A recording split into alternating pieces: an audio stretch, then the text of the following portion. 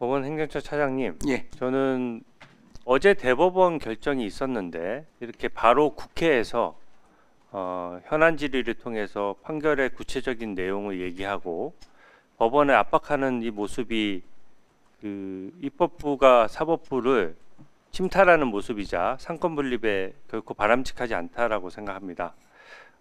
그래서 재판 관련된 것은 제가 그냥 원칙론만 몇 가지 말씀드리겠습니다.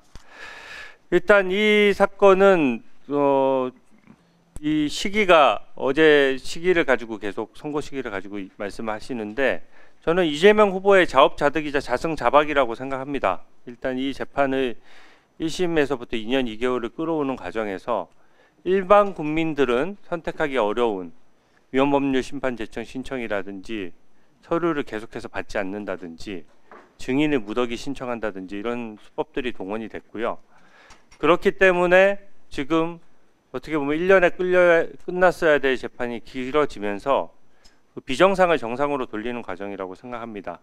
법상 근거도 있거든요. 공직선거법상 이건 법 규정이니까 하나만 여쭤볼게요. 공직선거법에는 강행 규정이라고 표현이 되어 있고 633 원칙을 규정하면서 반드시 지켜야 한다라는 의무 규정처럼 규정 체계가 되어 있고 또 다른 사건에 우선하여 심리한다라는 표현이 있는데 맞습니까? 예, 맞습니다. 예, 저는 이 법 규정을 지키기 위해서 대법원이 원칙을 지킨 것이라고 생각하고 사실 법원 판결만 놓고 보면 1심하고 대법원의 의견이 완전히 같았는데 2심에서 유죄인 것을 무죄로 잘못 판단하면서 사실은 1심 유죄, 2심 유죄 대법원에서 어제 확정이 됐어야 맞는 사건이 이렇게 2심의 잘못된 판단이 개입되면서 결과적으로는 재판이 늘어지게 됐는데 그 또한 사법체계 안에 있는 것이기 때문에 제가 더 구체적인 말씀을 안 드리겠습니다.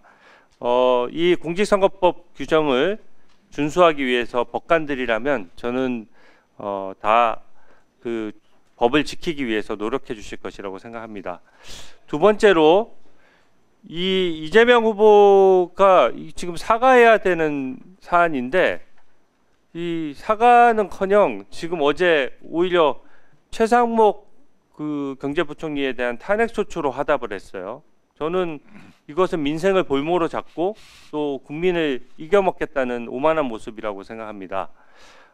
지금 이재명 후보가 친형 강제 입원에 관여 안 했다라고 함으로써 2심까지 벌금 300만 원이 선고됐다가 그때는 판례까지 변경되면서 다수 의견 7명, 소수 의견 5명으로 무죄로 기사 회상한 일이 있었습니다. 그때는 대법원 판결을 존중합니다라고 하고 어떻게 보면 희색이 완전히 만연했었는데 지금 어제는 10대 2로 다수와 소수 의견이 갈렸는데도 지금 거기에 대해서 구체적인 내용에 대한 설명 없이 사법 쿠데타니 어쩌냐 하면서 사법부만 겁박하는 것이거든요.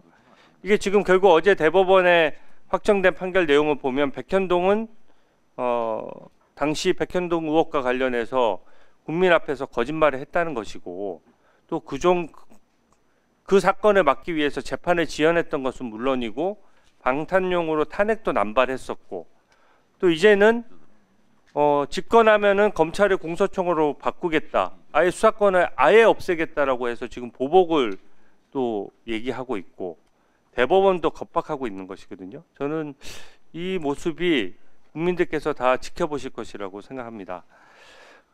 또 이제는 급기야 오늘은 또 셀프 사면용으로 대통령 되면 재판 멈춘다는 법안도 제출하겠다라고 하고 또 공직선거법을 이거 지금 현재 재판 중인 정치인들도 많은데 벌금 100만 원에 벌금 1000만 원으로 상향하겠다는 법안을 이미 민주당에서 발의를 해놨고요. 심지어 이제 허위사실 유포죄도 없애겠다고 하는 판국입니다. 저는 이렇게 한 개인을 위해서 이렇게 입법권을 남용해서는 절대 안 된다라고 생각하고요. 법무부 차관님, 네. 그런 의미에서 지금 이재명 후보 관련된 지난 대선에서 그 기소됐던 사건 중에서 이재명 후보 관련된 사건이 딱 한 건 남았거든요.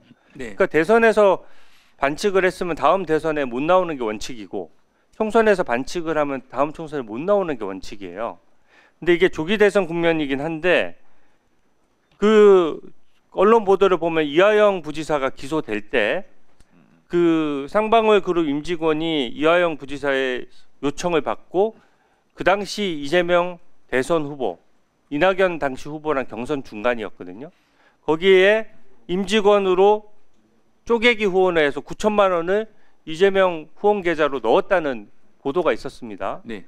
이 부분은 당연히 수혜자인 이재명 후보에 대해서도 조사를 해야 되는데 지난 대선에 있었던 일이에요.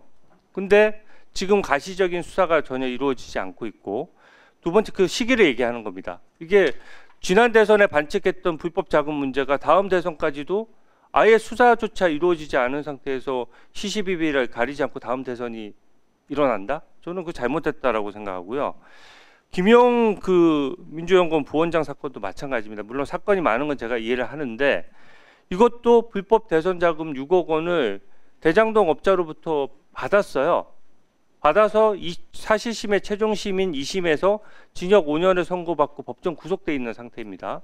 그러면 당연히 검찰 수사의 속성상 실질적인 수혜자이자 이득을 받던 이재명 당시 후보가 그 사실을 알았는지 완전히 최측근이잖아요. 그 부분에 대해서 의미 있는 수사를 진행해야 되는데 지금 언론 보도를 보면 최근 들어서 국민의 관심이 고조됐다라고 볼 수 있는 명태균 이슈라든지 이런 것들은 연일 소환 조사라든지 이런 보도가 나오고 있는데 이 사건은 지금 너무 지나치게 몇 년간 멈춰 있거든요. 이 부분에 대해서는 공정하게 대선 전에 가려야 된다라고 보는데 어떻게 생각하십니까? 네, 위원님께서 말씀하신 부분은 검찰에서 합리적으로 판단해서 결정할 것으로 생각하고 있습니다. 이상입니다.